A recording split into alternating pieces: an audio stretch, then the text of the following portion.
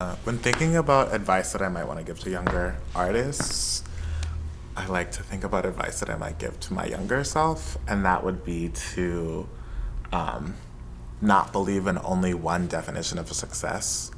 Uh, like success looks different for everyone, right?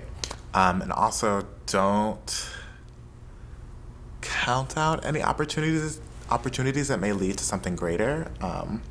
Think that like one of the things that I really, really, really wanted to do for like a really long time was like move to New York, and it was kind of a like huge fail, in that like I was really broke, it was really cold, and I ended up hating the city, but I still did it, and so I'm glad that I like had that experience of being like 23 and broke in New York to like figure out that like there are other ways for like me to be like a dancer, an artist, someone who creates. There's other places in the world where I can do that. And then additionally, like don't be afraid to define who you are and what you do for yourself. Moving to New York, which is much more densely populated and more diverse, and then sort of like touring and being in cast where I was like the only Black person.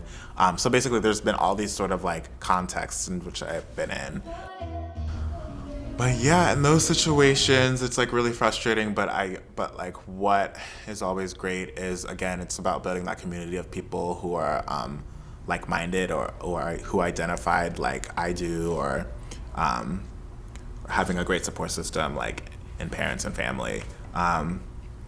It like got to a place for me where I was like, okay, like because I am an artist and because this is something that I've been dealing with and thinking about for my entire life, just like navigating the world as someone who is who I am, like I should start finding ways to talk about this with my art. Am I a free fucking down? Hey, I'm cutting up. Don't you? Sound really lofty, but it's basically just like not being afraid of like your own future, like what you're capable of creating for yourself, and not just like waiting for the people around you to recognize your talents and your strengths. Like that if you inherently know what they are, to sort of like pursue them and champion them on your own.